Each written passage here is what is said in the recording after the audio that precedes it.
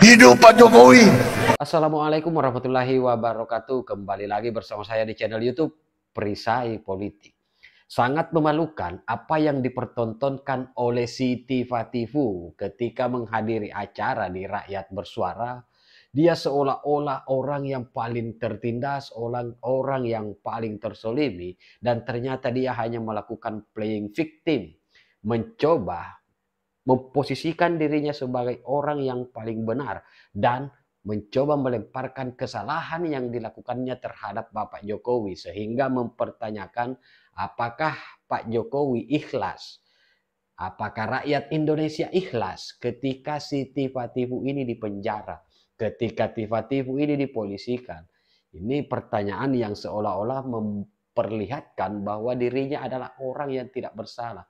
Padahal ketika kita periksa jejak rekam media sosial yang kemudian dimainkan oleh Fativu ini, itu lagi-lagi sering menyerang Bapak Jokowi dan keluarganya. Dan terakhir dia kemudian mempertanyakan soal keaslian ijazah dari Ibu Iriana Joko Widodo. Pertanyaannya, apa kepentingan masyarakat untuk mengetahui latar belakang pendidikan dari Ibu Iriana tersebut?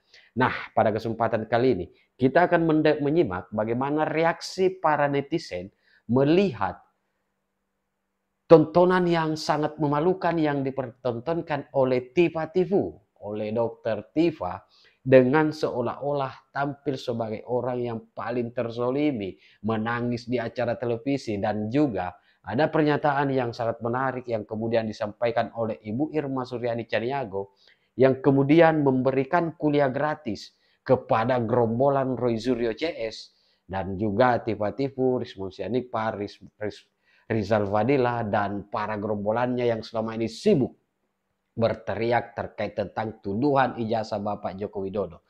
Nah, sahabat-sahabat sekalian, sebelum kita lanjut ke videonya, saya mengajak sahabat-sahabat untuk menekan tombol like, subscribe, dan share. Dan tak perlu berlama-lama, kita simak videonya berikut ini.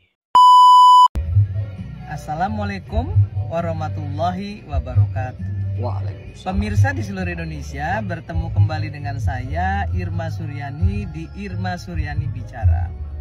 Pemirsa, kali ini saya ingin membahas terkait dengan pernyataan seseorang yang mengatakan bahwa apa nggak boleh orang bertanya.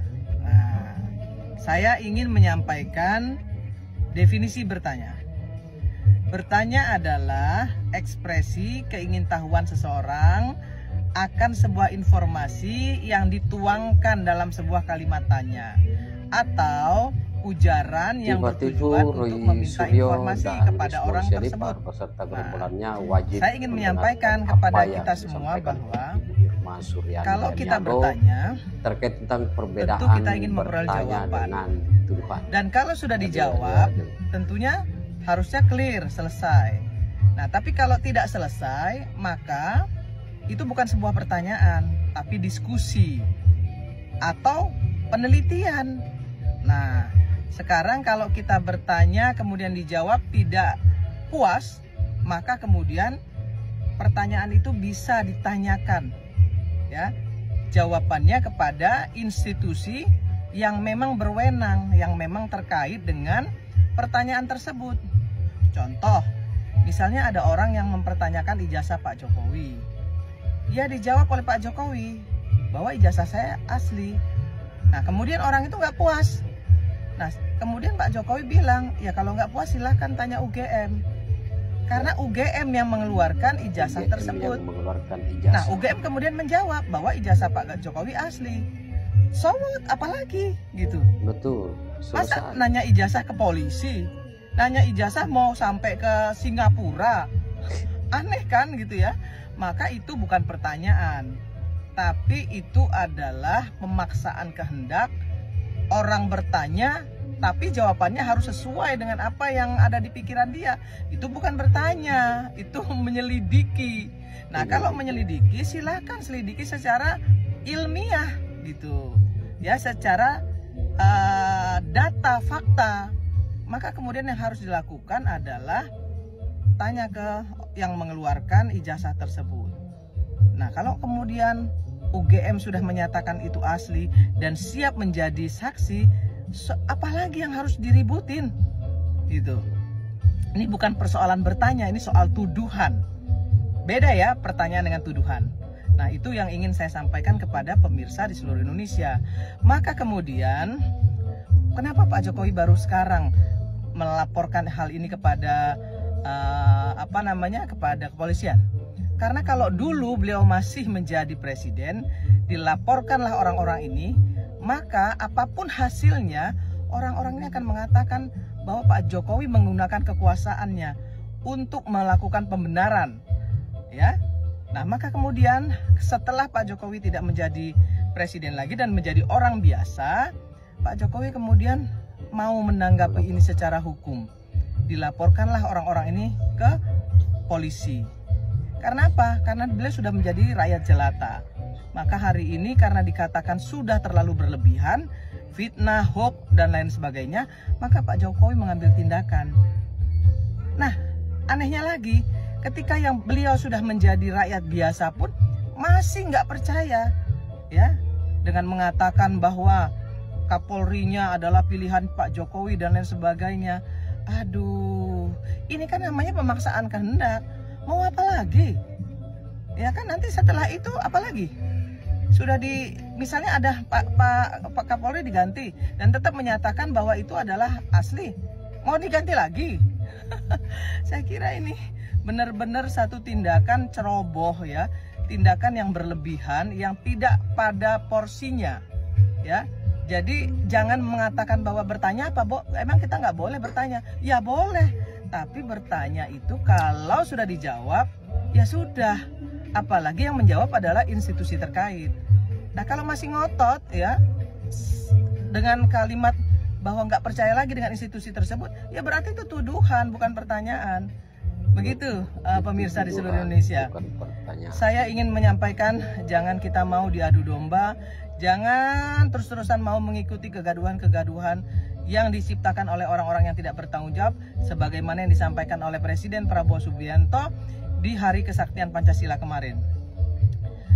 Kami orang-orang cerdas, orang-orang bersih hati ini, ya, termasuk Presiden juga mengkhawatirkan ada agen-agen asing yang berkeliaran di Republik ini, yang terus-menerus, ya, dipergunakan oleh agen-agen asing, oleh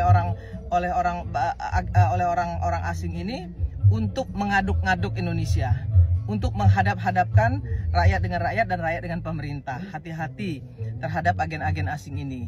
Mereka bekerja bukan untuk bangsa Indonesia, tapi justru menjadi pengkhianat bangsa dengan bekerja dengan negara-negara asing yang memang berkepentingan untuk menghancurkan Indonesia. Jadi sekali lagi, yuk kita sama-sama jaga Indonesia kita, jangan sampai diadu domba oleh agen-agen asing yang ada di Republik ini. Salam keindonesiaan. Salam Indonesia. Perempuan ini hanya karena ingin menegakkan kebenaran mau dipenjara, menunjukkan ijazahnya. Capek banget ya ngeliat orang playing victim. Ini ya Dokter Tifu. Kalau Anda bicara bahwa Anda memperjuangkan kebenaran apa sih yang Anda perjuangkan? Anda menebar fitnah sana-sini, Anda menebar hinaan sana-sini, menebar cacian sana-sini sama keluarganya Pak Jokowi dan Pak Jokowi sendiri. Itu tuh semua bisa dibuktikan dengan cuitan Anda di X gitu loh. Jadi, apa yang salah daripada langkah yang diambil oleh seorang Jokowi untuk menghadapi Anda? Karena gini ya, kita sebagai manusia itu punya batas kesabaran gitu untuk menghadapi seseorang, dan dengan semua tindakan Anda yang Anda lakukan kepada Pak Jokowi dan keluarganya, ya itu adalah kemarin batas sabarnya Pak Jokowi ngadepin kalian. Dan Pak Jokowi tahu gitu loh, kalau ngadepin kalian dengan urat, kalian akan jauh playing victim lagi. Jadi karena negara kita negara hukum, dan satu-satunya yang memberikan keputusan atau kepastian gitu ya, daripada semuanya itu adalah secara hukum. Jadi makanya Pak Jokowi memutuskan untuk mengambil tindakan hukum. Dengan cara apa? Karena kamu telah mencemarkan nama baiknya, memfitnah dia, ya makanya kamu dilaporkan ke pihak penegak hukum karena perbuatan yang kamu lakukan. Ya tenang aja Tifa, kalau memang kamu nggak bersalah, ya nggak usah takut. Kan bukti-bukti masing-masing punya kan. Ya nanti buktikan aja. Bela diri kamu dengan bukti yang kamu punya gitu loh. Nih ya, kalau saya sih sebagai masyarakat yang melihat dan baca semua cuitan kamu di X, ya karena selalu lewat sih ya di X saya gitu.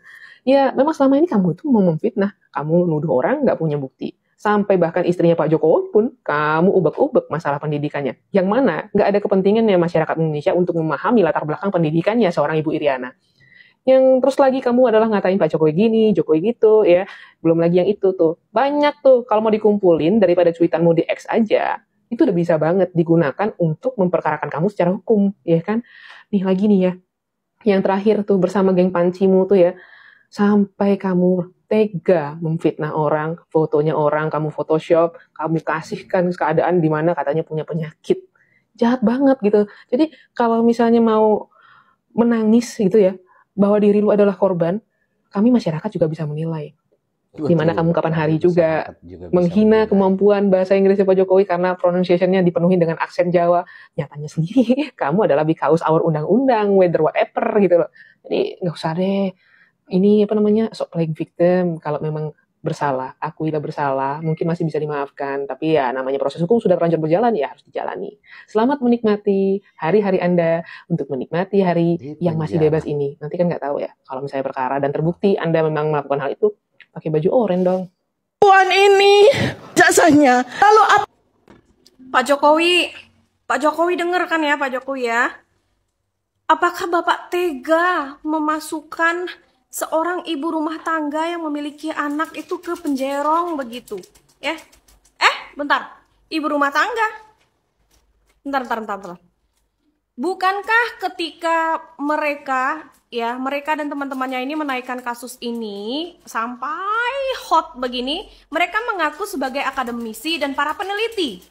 Ketika setelah mereka dengan gamblang mengatakan kepada seluruh masyarakat Indonesia ini ya, warga negara Indonesia ini bahwasanya mereka adalah peneliti, namun di saat ini berbeda lagi. Beliau hanya mengaku sebagai ibu rumah tangga dengan banyak anak. Ya, nah artinya ketika dia memang hanya seorang ibu rumah tangga, berarti dia tidak memiliki kapasitas ataupun kapabilitas untuk meneliti sebuah dokumen. Apalagi ini yang notabene adalah ijazah dari mantan Presiden Republik Indonesia, ya, yaitu Presiden Republik Indonesia yang ke-7. Artinya dengan secara penuh kesadaran beliau melakukan pekerjaan yang bukanlah tugasnya gitu. Itu yang dikatakan dengan kapasitas ataupun kapasitas dan kapabilitas yang tadi.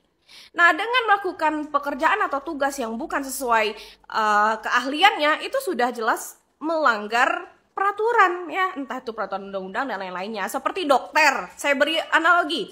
Dokter yang seharusnya mengobati pasien, lalu tiba-tiba dokter ini mengatur lalu lintas tanpa ada pengetahuan tentang kendaraan, tentang lampu lalu lintas dan perempatan jalan seperti itu. Apa jadinya kalau seorang dokter menangani tugas polisi? Kan seperti itu sederhananya ya kan? Nah, dengan secara gamblang Bu Tifa mengakui bahwasan dia adalah seorang hanya ibu rumah tangga. Berarti kan kita bisa, dengan logika kita ya, kita bisa menyimpulkan dia tidak mempunyai kapasitas apapun untuk melakukan penelitian terhadap dokumen, ya. Nah sekarang nanya lagi nih, warga negara Indonesia, emang kalian ikhlas ngelihat Dokter Tifa dan teman-temannya ini pakai baju orange, pakai baju kantong belanjaan itu? Jawab ya. Ini saya kira adalah sudah seadil-adilnya ya, karena seseorang itu memberi ganjaran, menerima ganjaran sesuai dengan perilakunya. Itu yang dikatakan adil dalam konsep hukum. Ya, sebelum mereka diproses, lalu ketika masuk laporan Pak Jokowi, mereka juga teriak bahwasannya ini adalah kriminalisasi. Lalu mereka berdalih bahwasanya mereka adalah dari kelompok-kelompok akademisi dan para peneliti. Lalu sekarang beliau menyatakan bahwasanya hanya ibu rumah tangga. Itu artinya beliau juga secara tidak langsung melakukan pembohongan publik. Orang yang sedang melaksanakan yang bukan tugasnya, bukan kapasitas dan kapabilitasnya. Ya, teman-teman, kalian ikhlas apa tidak? Share komentar kalian. Kita saksikan video ini dulu sebentar. Oke, sudah ditonton ya. Jadi kalau kita lihat ya, Tifa ini dia memang orang yang sebenarnya sedikit ada permasalahan dengan kejiwaannya. Kenapa seperti itu? Nah, pada posisi sekarang, dia mencoba memainkan dirinya sebagai ibu rumah tangga yang tidak memiliki tendensi apapun terhadap apa yang dilakukan selama ini terhadap Pak Jokowi dan keluarga. Seakan-akan dia benar, seakan-akan dia suci, di balik kerudungnya, di balik gaya muslimahnya. Sebenarnya kita tahu ada kebencian di hati dia. Dibungkus dengan Ya, dimulai ketika Pak Anies yang dia dukung ini kalah. Terjadi sama si Tifa ini. Dan selalu yang didukung dia selalu kalah. Emang mereka menjadi biang kekalahan setiap calon presiden yang didukung mereka. Gitu ya. Jadi sekarang kita harus paham masyarakat. Kenapa kita harus menolak hoax ya, menolak orang-orang yang seperti ini.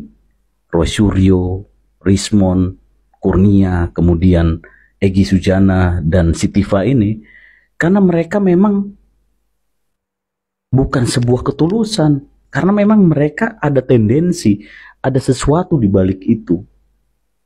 Tampilan Dr. Tifa memang kalau kita melihat dengan jilbab besarnya, dia seolah-olah orang yang taat beribadah, orang yang tampil dengan sangat religius, sangat agamais, akan tetapi perkataan-perkataan, perilaku-perilaku yang ditampilkannya tidak mencerminkan bahwa dia orang yang taat beribadah.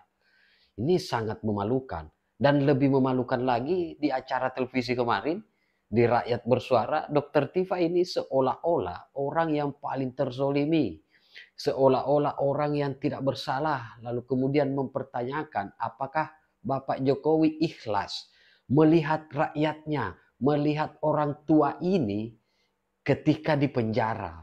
Dan penting untuk kita jadikan sebagai pelajaran apa yang kemudian disampaikan oleh Umi Irma Suryani Caniago, yang kemudian mengatakan bahwa jangan mau diadu domba. Mereka adalah antek-antek asing yang sengaja ingin memecah belah bangsa, ingin membenturkan antara masyarakat dengan pemerintah, antara rakyat dengan rakyat, sehingga mereka melakukan fitnah sana sini, dan bahkan hari ini mereka memfitnah terkait tentang ijazah Bapak Joko Widodo.